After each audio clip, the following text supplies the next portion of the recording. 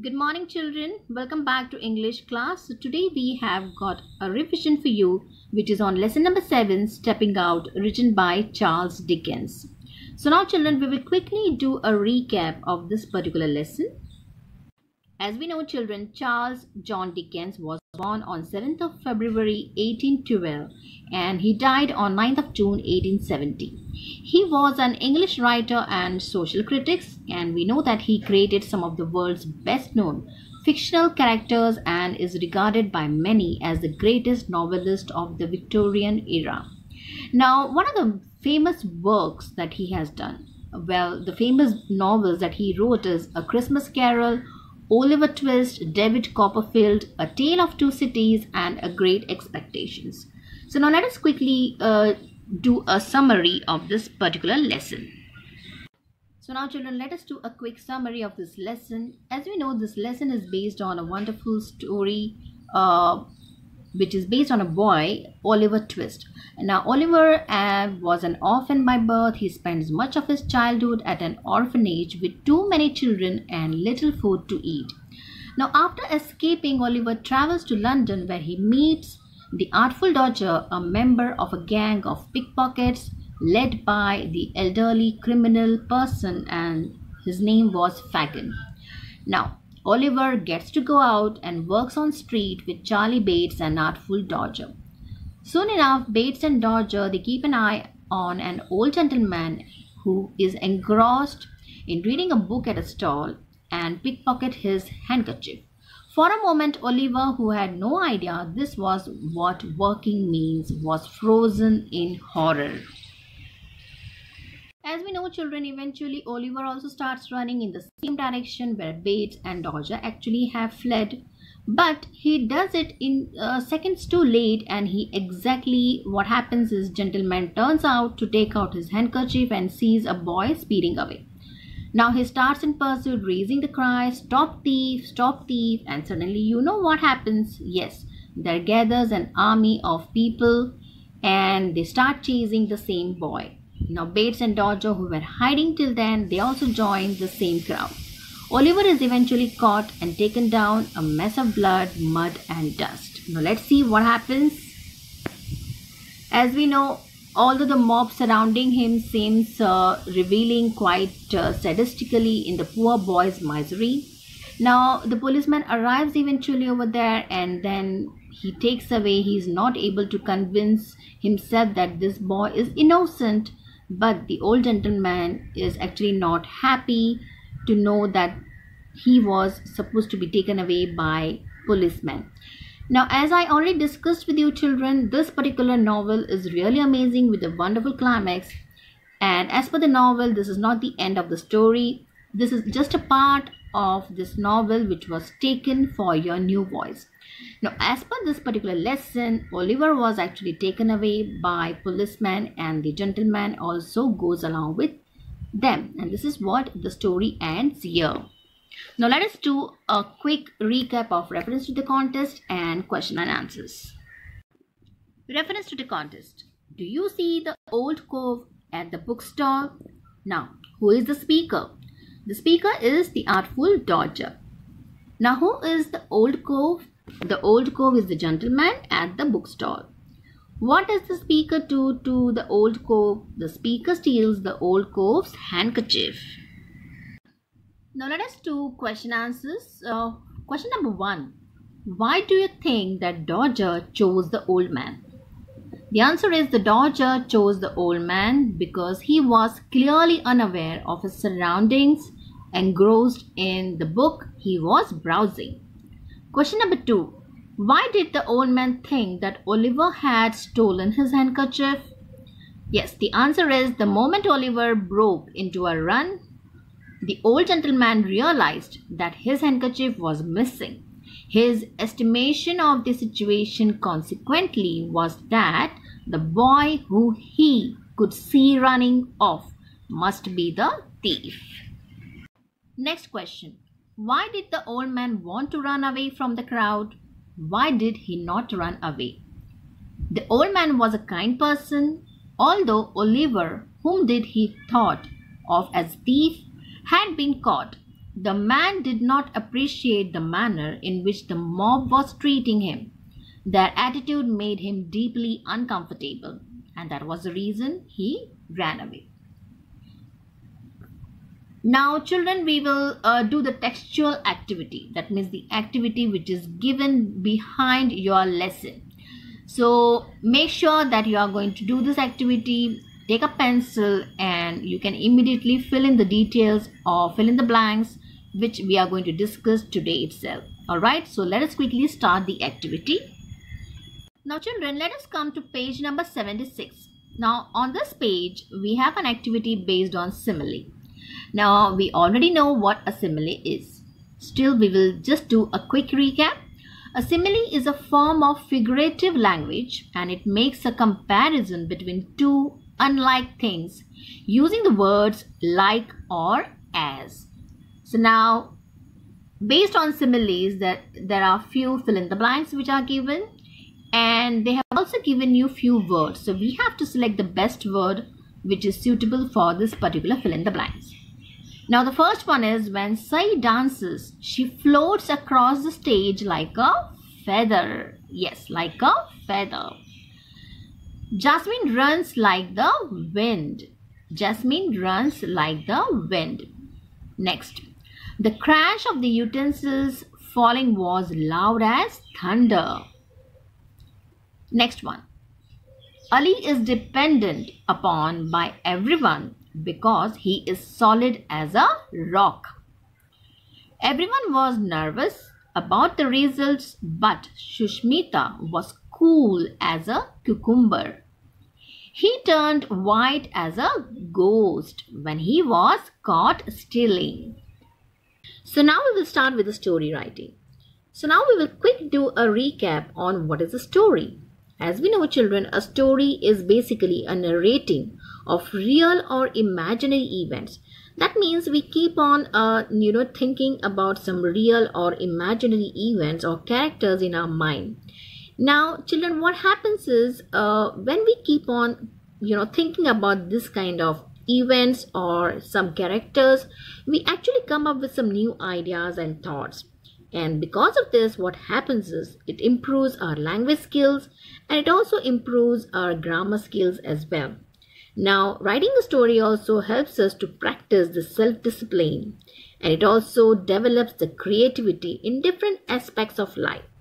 So as we know, a story, whenever we write a story, children, and whenever we design a story, the intention is basically to entertain the reader and also give a wonderful message across. So yes, now what is a story? So a story is basically a narrating of real or imaginary events involving real or imaginary people. So a story is generally designed to entertain and or send a message across. Now children, how to develop a story from an outline. Now imagine that your teacher has given you an outline of the story. It's a wonderful story. Now the first thing that you will do is read the outline of the story carefully and understand what is the story all about. Then your second point is develop the points of the outline into complete sentence. So yes children, it's very important. First thing, carefully read and understand the story, and then start developing your own sentences from the story. Now let us go to the next point.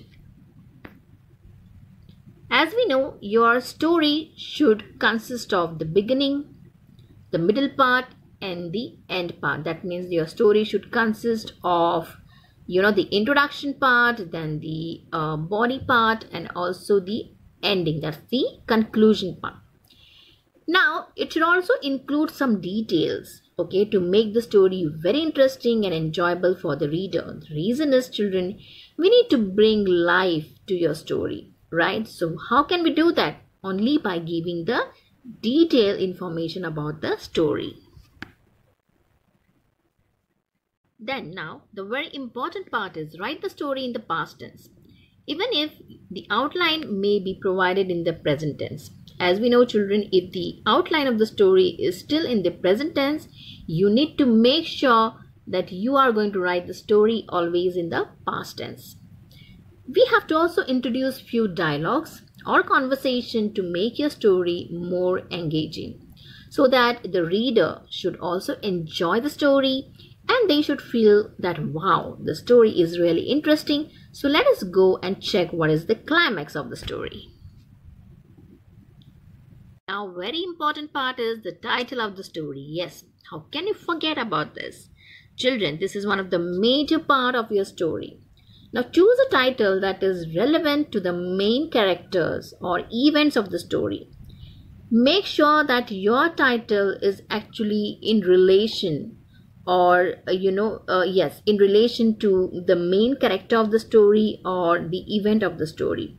You are not supposed to give any wrong title to the story. So that make sure that whenever you write or give a title, the title should be very catchy, so that the moment the reader reads the title of the story, the reader should think, okay, this sounds good, so we will go ahead and read the story. So now children, here comes the proper format of the story. Now when you are writing a story, make sure that your story should be of minimum 150 words, max to max 200 words. Alright. Then the first thing is the title of the story. Now children, do not forget to write the title of the story, which is one of the important part. Okay. Now whenever you are writing the title, as I told you, your title should be very catchy. Okay. So make sure that the title is really wonderful. Then the next one is the beginning of the story. As I told you, your story should consist of some wonderful introduction. Now set up the action or the plot, give the proper background of the story that catches the attention of the reader. Okay, make sure that your introduction is really catchy, so that the reader while reading, they think that okay, they are getting that curiosity to actually understand what is coming next. Okay, so build that kind of curiosity among the readers. So for that, you need to have a wonderful introduction, right? Now the next one is the middle part, that is the body of the story. Now children, whenever you are planning for a body, make sure that you are going to explain the incidents or the events properly with detailed information, and make sure it's going to be really more catchy, and you're going to grab the attention of the readers when you're writing this body of the story.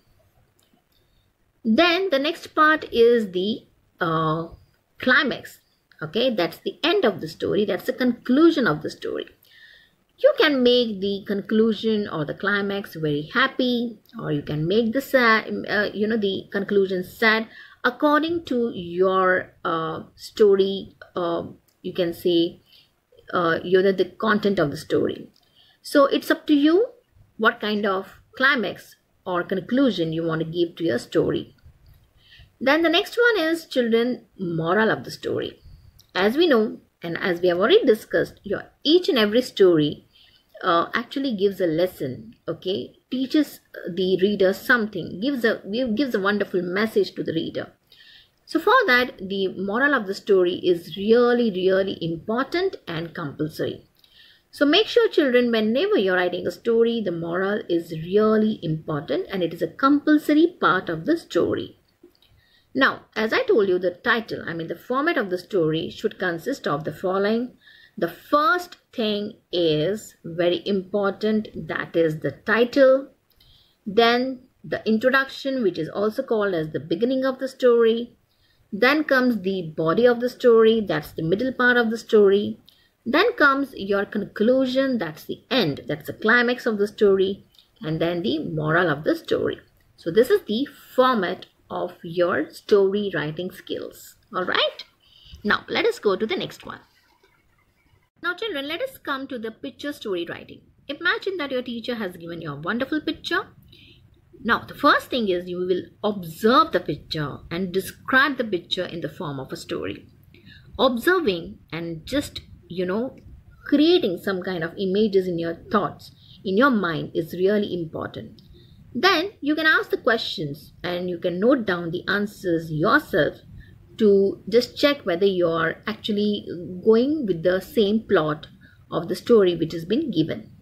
Then you have to arrange the answers in the logical way. That means you can actually make your own outline of the story by looking at the picture of the story.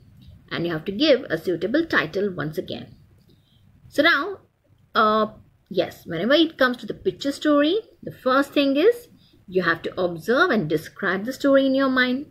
You have to also note down the important points and you have to come out with some wonderful outline of the story. And then you have to give a wonderful title to your story. Now, whenever you're planning a picture story, as I told you in my previous video, that you have to ask the questions to yourself. Okay, the first thing that you need to ask is, where does it take place? Yes, where does it take place? Then, looking at the picture, you can ask the question, when does it take place? Okay, then you have to discuss who is the main character. You can decide in your own mind who is the main character of the story. Then, what is the main character doing in the story? This is very important plot. Yes, what is the main character doing in the story? Then later, children, you can come up with some actions like what happened. Okay, you can think about some conclusion. What was the final outcome of the story? And then you can bring some emotions like how did he or she or they feel. Okay, yes, you can bring some emotions in the story by also coming across with their feelings. You can also put some happiness in the story.